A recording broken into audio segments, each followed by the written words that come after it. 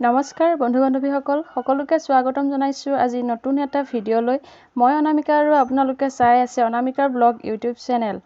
আজি মই আপোনালোকক বহুকেইটা গুৰুত্বপূৰ্ণ খবৰ জনাম এই ভিডিঅ'টোত গতিকে ভিডিঅ'টো প্ৰথমৰ পৰা শেষলৈ চাব বুলি আশা ৰাখিছো আৰু যদি চাই ভাল পায় like share comment and subscribe কৰিবলৈ নাপাহৰিব আহক আজি আমি ভিডিঅ'টো আৰম্ভ কৰো ৰাজ্য চৰকাৰে জাৰি কৰিলে নতুন এছঅপি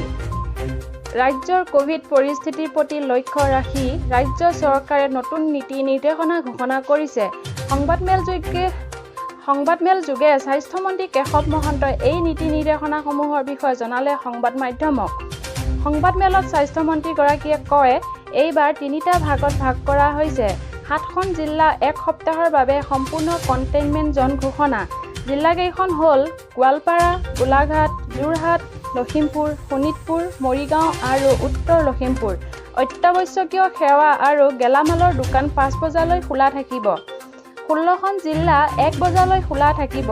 ২ বজাৰ পৰা নৈশ সান্ধ্য আইন উক্ত জিলাকেইখন হ'ল শিৱসাগৰ ডিব্ৰুগড় কোকৰাঝাৰ বৰপেটা নলবাৰী বাক্সা বজালী কামৰূপ দৰং নগাঁও হোজাই তিনিচুকীয়া ধেমাজি কাছাৰ কৰিমগঞ্জ আৰু কাৰ্বি আংলং ধুবুৰী কামৰূপ মেট্ৰ' দক্ষিণ শালমাৰা চিৰাং ওদালগুৰি মাজুলী বঙাইগাঁও পশ্চিম কাৰ্বি আংলং ডিমা হাছাও চৰাইদেউ আৰু হাইলাকান্দিত ৪ বজালৈ দোকান পোহাৰ খোলা থাকিব আৰু ৫ বজাৰ পৰা সান্ধ্য আইন পূৰ্বদৰে বন্ধ থাকিব আন্তঃজিলা যাতায়াত বন্ধ থাকিব শিক্ষানুষ্ঠানসমূহ কামৰূপ মেট্ৰ'ৰ ক্ষেত্ৰত দৃষ্টি ৰখা হ'ব কিয়নো কোভিডৰ সংক্ৰমণ বৃদ্ধি হৈছে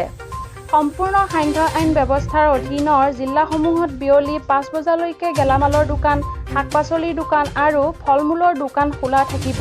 ৭ জুলাইৰ পৰা কাৰ্যকৰী হ'ব এই নিৰ্দেশনা সম্পূৰ্ণ সান্ধ্য আইনৰ অধীনৰ জিলাসমূহত ঔদ্যোগিক উৎপাদনমূলক কাম-কাজ চাহ বাগিচাৰ নিয়মীয়া কাম-কাজ কোভিড প্ৰট'কল অনুসৰণ কৰি চলি থাকিব